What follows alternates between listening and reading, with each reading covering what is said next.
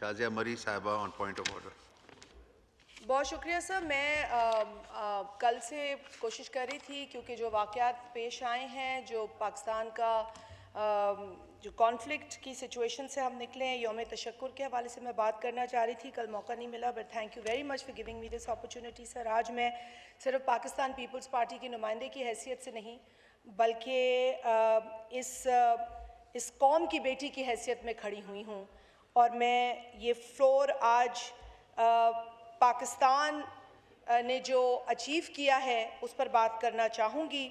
Sir, हमारी कौम ने एक बार फिर जिस किस्म का रिज़ॉल्व दिखाया है वो काबिल तहसीन है, और इसके लिए हम पूरी कौम को मुबारकबाद पेश करते हैं।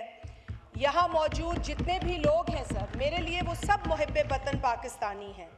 हर बंदा पाकिस्तान के लिए जज्बा रखता है, दिल रखता है, और ये सिर्फ कहने की बात नहीं है, ये साबित कर दिया इस कौम ने कि जब जब हम पर या हमारी तरफ किसी ने कोई मैली आंख दिखाई है तो हमने एक कौम बनकर उसका जवाब दिया है। हमने अपने जितने भी डिफरेंसेस हैं, चाहे वो आइडियोलॉजिकल हों, पॉलिटिकल हों, हमने उससे ऊपर उठकर पाकिस्तान का दिफा किया है sir. The recent ceasefire agreement is a welcome development. Honourable deputy speaker साहब, we are relieved that de-escalation has prevailed over confrontation. Pakistan has never desired war. We have never wished to see our region engulfed in violence. और ये बात मेरी party के chairman ने बार बार कही है कि हम जंग के हामी नहीं हैं। And yet, when provoked, we responded with precision, responsibility, and dignity, never targeting civilians, never violating international law. We acted not only as a sovereign state, Deputy Speaker Sahab, but as a responsible member of the international community committed to the principles of the United Nations Charter and our own constitution, sir. Sir, मैं इस हवाले से तमाम उन लोगों को खिराज तहसीन पेश करना चाहती हूँ जिन्होंने उस मुश्किल घड़ी में जिम्मेदाराना रोल अदा किया है, और अल्लाह ताला यकीनन हमारे सरों पर अल्लाह का साया है, अल्लाह की मदद है। और यही वजह है सर कि हमारी आर्म्ड फोर्सेस ने बेहतरीन किरदार अदा किया है, और मैं आज रिकग्नाइज करना चाहूँगी अपनी आर्म्ड फोर्सेस के करेज को, उनके स्किल को, उनके रिजॉल्व को, जो उन्होंने डेमोन्स्ट्रेट किया है in trying to defend our motherland against the unprovoked aggression by Indian government. Sir, एक जवान, एक फौजी खिराज का मुस्तहक है, और जितनी सर्विसेज हमारी आर्म्ड फोर्सेस की हैं, चाहे वो मिलिट्री हो, चाहे वो नेवी हो या एयरफोर्स हो, सर हमारा सर फख्र से बुलंद कर दिया है हमारी आर्म्ड फोर्सेस ने। And I am truly telling you sir, मैंने ये बात कहीं और भी कही थी कि ये तो जवान लड़ रहे हैं हमारे लिए, अगर हमें बुलाएंगे, इस मुल्क की औरतों को बुलाएंगे, तो हम भी खड़े होंगे अपने मुल्क की दिफा के लिए। हमारी पावर को कभी कोई अंडर एस्टिमेट ना करे। पाकिस्तान की औरत इतनी मजबूत और इतनी मुहिब्बे वतन है। मैं इसीलिए ये फ्लोर कल भी लेना चाह रही थी, और आज भी आपने बहुत मेहरबानी की है सर। इसके साथ sir I want to extend our gratitude to all the nations that stood with Pakistan during this difficult hour, to our friends in the region and beyond who called for restraint, justice and dialogue. I'm deeply grateful to all those friends on behalf of this parliament. And we particularly recognize the role of the United Nations and United States, because they have played a non-partisan and constructive role in helping diffuse the tensions. Sir, bil akhir United States का जो role है, and this I think हमने past history में पहली मर्तबा देखा कि they were not leaning towards the aggressor. and they were not leaning towards a country that was doing injustice in the region and acting like a bully and a rogue state. So I think ये पहली मर्तबा पाकिस्तान ने ये साबित किया है कि हम भी अटेंशन डिजर्व करते हैं। हमें आज ये एहसास भी होता है कि पाकिस्तान के उस विजनरी लीडर शहीद जुल्फिकार अली भुट्टो ने पाकिस्तान को न्यूक्लियर मुल्क क्यों बनाया? शहीद मोहतरमा बेनजीर भुट्टो ने इस मुल्क को मिसाइल टेक्नोलॉजी क्यों दी? और आज उसको जिम्मेदारी से इस्तेमाल हमारी आर्म्ड फोर्सेस ने किया। सर, मैंने पहले भी ये जिक्र किया था कि राफेल की बात हुई। सर, जहाज़ खरीदने से सारा काम नहीं हो जाता। उस जहाज़ को चलाने का प्रोफेशनलिज्म और ट्रेनिंग पाकिस्तान के पास थी। हमारे एयरफोर्स के जो रिप्रेजेंटेटिव हैं उन्होंने तो ये भी कहा कि जी उनका जहाज़ भी अच्छा था। जहाज़ बुरा नहीं है, चलाने का हुनर आना चाहिए, जज्बा होना चाहिए, और सबसे बड़ी बात सर, सच्चाई होनी चाहिए। अगर मासूमों की जानें लेने निकलोगे तो फिर तुम्हारा मुकाबला उन ईमान वालों से होगा जो अपना दिफा करना जानते हैं। सर, जो ऑपरेशन था उसके बारे में मैंने पहले भी अपने फौजियों का जिक्र किया, लेकिन मैं ये ज़रूर कहूँगी कि वो ऑपरेशन जो था वो भरपूर प्रोफेशनलिज्म और डिसिप्लिन के साथ कैरी किया गया। सर, बुनियानुम मरसूस, दिस इज़ फ्रॉम कुरान पाक, और इसके बड़े माने जो हैं वो इम्पोर्टेंट है। सीसा पिलाई दीवार की तरह अल्लाह की राह में आप खड़े हो जाएं लड़ने के लिए। और ये जिस सूरा से लिया गया है उस सूरा का इख्तिताम होता है नस्रुम मिनल्लाह व फतहुन करीब। तो हमने उसका इख्तिताम भी भरपूर किया है, भरपूर इख्तिताम किया है हमने इस सूरा की जो आखिर में लिखा है सर, और अल्लाह ताला ने हमें कामयाबी दी। जो चंद बातें हमारे सामने भारतीय जानिब से आई हैं मैं उसका तस्करा ज़रूर करूँगी। सर, इंडियन ऑफिशियल्स इनिशियली, पहले तो मैं कहूँगी कि पहले भारत ने झूठ बोला कि पाकिस्तान इन्वॉल्व है। सर, झूठ तो है ना, जब सबूत नहीं है तो वो झूठ है कि आपके पास दहशतगर्दी हुई, उसका जिम्मेवार आपने पाकिस्तान को ठहराया, सबूत नहीं दिया, आप झूठ बोल रहे थे। फिर आपने हमारी सिविलियन पॉपुलेशन पर अनप्रोवोक्ड अटैक किया, और इंडियन ऑफिशियल्स, जब हमने उसका जवाब दिया सर, दिफा किया, तो इंडियन ऑफिशियल्स ने इनिशियली डिनाई किया कि their aircraft had been shot down, जबकि 5 जेट्स शूट डाउन हुए थे। फिर तो इंटरनेशनल मीडिया पर भी आ गया, हर जगह ये खबर उनके अपने मीडिया ने दिखाना शुरू किया, जिस पर मोदी गुस्सा हुए, उनकी सरकार गुस्सा हुई कि क्यों दिखा रहे हो ये पुर्जे जो जहाज़ पाकिस्तान ने गिराए हैं। So, sir, first they denied, only later to concede what we had already proven with evidence. Sir, their media was very irresponsible. Indian media was extremely irresponsible. They were promoting a false propaganda against Pakistan. They acted, मेरा ये ख्याल है कि अगर yellow journalism की कोई मिसाल आज दुनिया में दी जा सकती है तो वो भारतीय मेन स्ट्रीम मीडिया की है सर। उनके अपने लोगों ने, जो सेन वॉइसेस हैं, भारत में अच्छे सोच रखने वाले भी लोग हैं, उन्होंने अपने मीडिया को कहा है आवर मीडिया इज गार्बेज। ये खुद कहा गया है कि ये गार्बेज है, ट्रैश है, कचरा है, इसको बिलीव मत करो। तो सर, देयर मीडिया 1990s की बगदाद की तस्वीरें दिखाकर कहते हैं कि कराची पोर्ट डिस्ट्रॉय हो गया। मेरे भाई ने यह बताया है कि कराची पोर्ट से बड़ी वीडियोस आई, लोगों ने खाने खाते भेजा, लोगों ने सैर तफरी करते भेजा, सारे लोग कराची के खुद दंग रह गए कि ये कौन सा कराची दिखा रहे।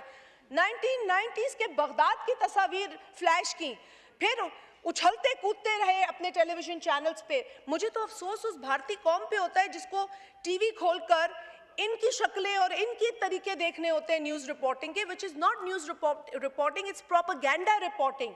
और उनकी बड़ी सीनियर एंकर, बड़े अफसोस के साथ, जिसकी क्रेडिबिलिटी कुछ हमारे यहाँ भी थी, बरखा दत्त, और मैं नाम इसलिए ले रही हूँ because she had no shame in reporting false news. No shame in saying कि जी पाकिस्तान का एक पायलट कैप्चर हो गया. False news, झूठी खबर.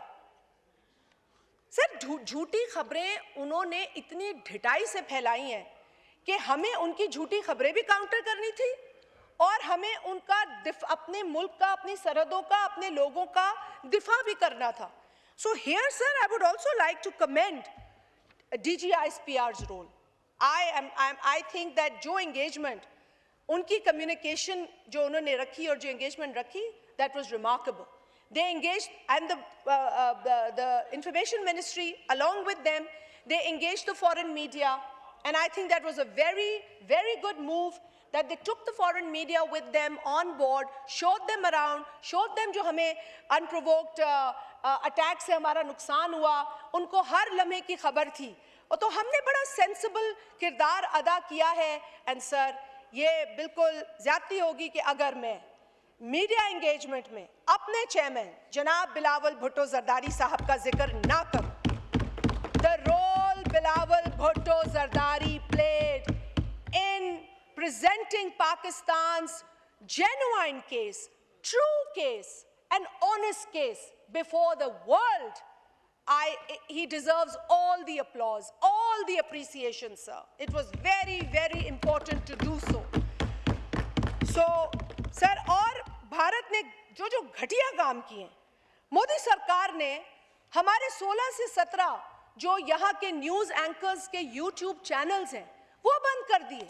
और तो और पीपल्स पार्टी के चेयरमैन जनाब बिलावल भुट्टो जरदारी साहब का एक्स अकाउंट बैन कर दिया. सच बोल रहे थे, जुर्रत से बोल रहे थे, उनका झूठ एक्सपोज कर रहे थे, तो वहां बैन कर दिए गए. फिर हमारी first lady honourable member of national assembly madam Asifa Bhutto Zardari साहिबा का भी एक्स अकाउंट ब्लॉक कर दिया. We condemned it. मतलब यार हद होती है खौफ की, हद होती है खौफ की और बेशर्मी की. जो उन्होंने बेशर्मी दिखाई, फिर ये एजाज बाद में मुझे भी हासिल हो गया. It's okay to be banned in a country जहां झूठ प्रमोट हो रहा है, लेकिन it is not okay. It is not okay because the world has to see कि ये रोग स्टेट है, झूठी डेमोक्रेसी है भारत में. रोज मुसलमानों पर तशद्दुद हो रहा है, रोज माइनॉरिटीज के साथ ज्यादती हो रही है. ये जो वाकया दहशतगर्दी का, जिसने हमने भरपूर पहलगाम के वाकये की कॉन्डमनेशन की है, उसके बाद जो कश्मीरी मुसलमान है, पे दर पे उनके घरों को मिसमार किया गया, उनकी बेटियों के ऊपर से दुपट्टे छीने गए, चादरें उतारी गई, उनके जवान लड़कों को अगवा करके ले गई स्टेट. तो स्टेट उन्हें प्रोटेक्ट तो कर नहीं सकी दहशतगर्दी से, लेकिन उन पर चढ़ाई करती नजर आई. और ये उनकी अपनी पार्लियामेंट में प्राइम मिनिस्टर मोदी से उनके पार्लियामेंट के लोग पूछ रहे हैं कि ये सिक्योरिटी लैप्स क्यों हुआ, तुम जवाब दो. या हिंदू को मुसलमान से क्यों लड़वाया जा रहा है. तो मैं ये कह रही हूं कि वहां पर आवाजें हैं जो उठ रही हैं, दबाई जाती हैं क्योंकि मेन स्ट्रीम मीडिया नहीं दिखाता. मीडिया, कुछ सोशल मीडिया की हमें खबर मिल जाती है कि वहां पे ये बात हो रही है, और ये बात होती रहेगी क्योंकि मोदी इस वक्त अपनी हिंदुत्व आइडियोलॉजी को बिल्कुल कहते हैं कि पागलों की तरह फॉलो कर रहा है. लेकिन दुनिया तो पागल नहीं है ना. दुनिया को ये समझ आ रहा है कि क्या हो रहा है भारत में. जमहूरियत के नाम पर, सेक्युलरिज्म के नाम पर एक एक्सट्रीमिस्ट रोग स्टेट बन चुका है इस वक्त भारत. बदकिस्मती से हम अपना पड़ोसी तो नहीं बदल सकते, तो हमें इसी रोग स्टेट के साथ गुजारा करना होगा. लेकिन ये किसी की गलतफहमी नहीं होनी चाहिए कि पाकिस्तान के पास सलाहियत और जुर्रत नहीं है. दोनों चीजें हैं, लेकिन ख्वाहिश है कि हम पुरअमन रहें, क्योंकि हमें अपने अपने ममालिक के अंदर जो मसाइल हैं उनको हल करना है. So we remain committed to de-escalation and dialogue. But, like I said, let the world know, and let India know from this house also, sir. If provoked again, Pakistan will respond with the same resolve, the same restraint, and the same strength. We assure you that. Sir, this is also a moment that demands more political unity, greater political unity. In times of national security, there can be no room for ambiguity, no space for silence, and no tolerance for opportunism. Sir, any individual or party that failed to stand with Pakistan during this time must answer to the people. क्योंकि अब लोग हमें देखेंगे, क्योंकि जो जज्बा आज पाकिस्तानी कौम में है, जो आज स्पिरिट पाकिस्तानी कौम में है, वो बड़े अरसे बाद है। हमारे बच्चे देखें, हमारे बच्चे जो क्रिकेट के अच्छे नताइज को तरसते रहे, आज इस कॉन्फ्लिक्ट में पाकिस्तान का अपर हैंड देखकर उन बच्चों का सीना चौड़ा हो गया है।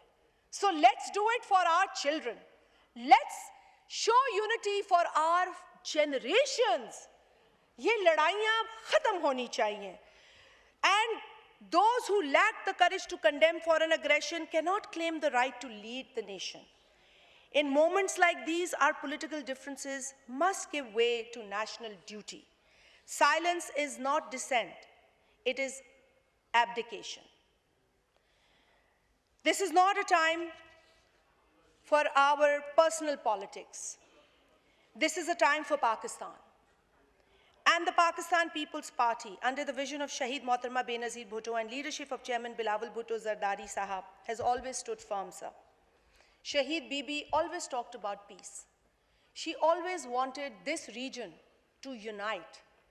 So country to 100% People's Party always has been for unity, has been for dialogue within the country and also in the region.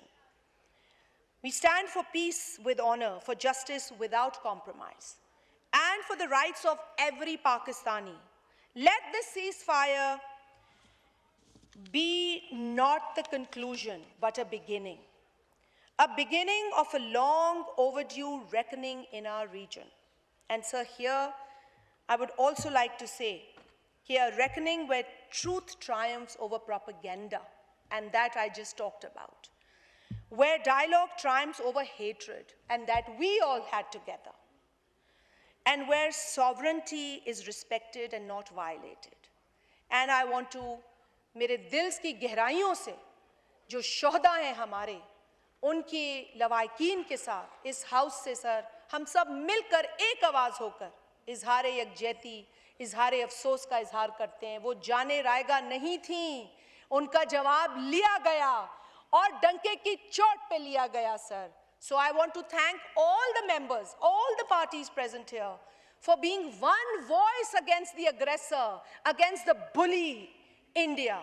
Pakistan Zindabad. Thank you, sir.